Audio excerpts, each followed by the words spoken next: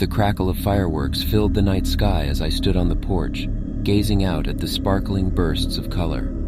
It was the 4th of July, a time for celebration and joy. But little did I know that this night would be different, a night that would forever haunt my memories.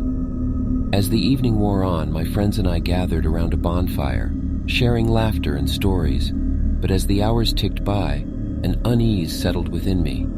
The mirthful atmosphere seemed to fade, replaced by an inexplicable sense of dread. I brushed it off as mere imagination, a trick of the mind. As midnight approached, a strange fog rolled in, blanketing the landscape. It crept closer, thickening with every passing second. The fireworks that once adorned the sky now became obscured, their vibrant light muted by the mist. Uneasiness shrouded us like the fog itself, yet we remained rooted to our spots, too captivated to leave. I glanced at my friends, their expressions mirroring my own unease. "Something doesn't feel right," I whispered, my voice barely audible over the distant explosions of fireworks. Just then, a blood-curdling scream pierced through the fog. We turned towards the source, our hearts pounding in our chests.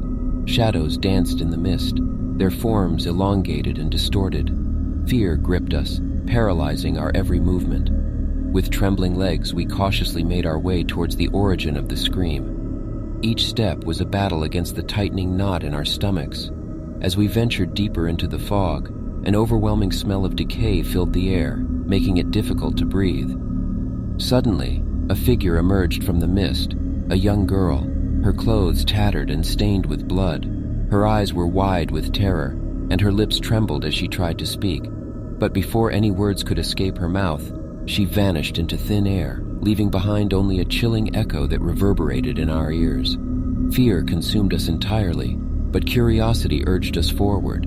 We followed the echoes, stumbling upon an old, dilapidated cabin hidden within the mist.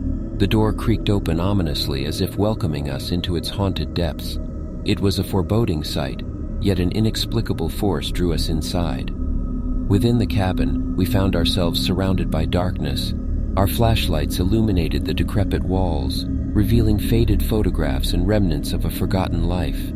The air grew colder, chilling our bones, and the sound of whispers filled the room. It was as if the spirits of the past were trapped within those walls, desperate to be heard. Suddenly, the whispers grew louder, forming words that sent shivers down our spines. "You have awakened us," they hissed, their voices overlapping in a cacophony of torment. "Now, you shall suffer as we have suffered." The room trembled as unseen forces rattled the foundation. The photographs on the wall distorted, their faces contorted into grotesque masks of horror. Our hearts pounded in our chests, each beat resonating with the chaos surrounding us. In a desperate attempt to escape, we stumbled towards the exit. But as we reached the cabin's door, it slammed shut with an ominous finality. Panic engulfed us as we realized there was no escape, no reprieve from the nightmarish fate that awaited us. The room fell silent, the whispers fading into an oppressive silence.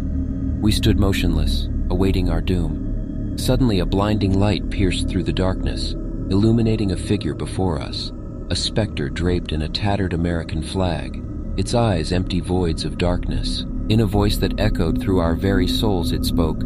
"You have awakened us," the specter repeated, its voice carrying the weight of centuries of anguish. "Now you shall suffer as we have suffered."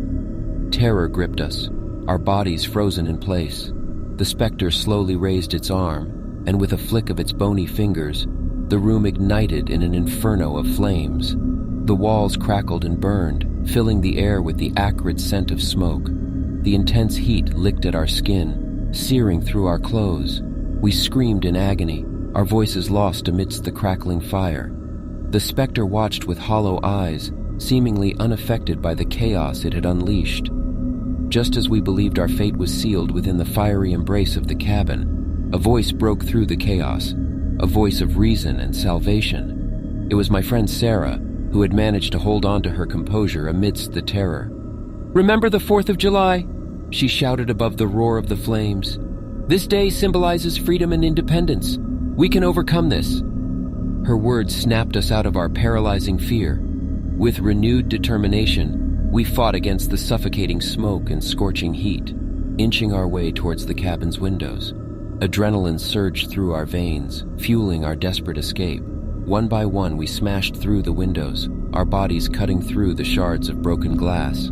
The night air rushed in, bringing with it a sense of liberation. We tumbled out of the cabin, rolling on the ground to extinguish the flames that clung to our clothes. As we lay on the grass, panting and gasping for air, we watched as the cabin crumbled in on itself, consumed by the fire it had birthed. The specter, now a mere silhouette amidst the raging inferno, let out a blood-curdling shriek, a final cry of torment and defeat. The fog lifted, revealing the night sky once again. The distant sound of fireworks resumed, their colorful displays a stark contrast to the horror we had just experienced. But we knew that this 4th of July would forever be etched in our memories as a night of terror and survival. As we stood there, bruised and battered, we made a solemn pact never to speak of the horrors we had witnessed. The burden of that night would remain our secret, a testament to the thin veil between celebration and darkness, between freedom and captivity.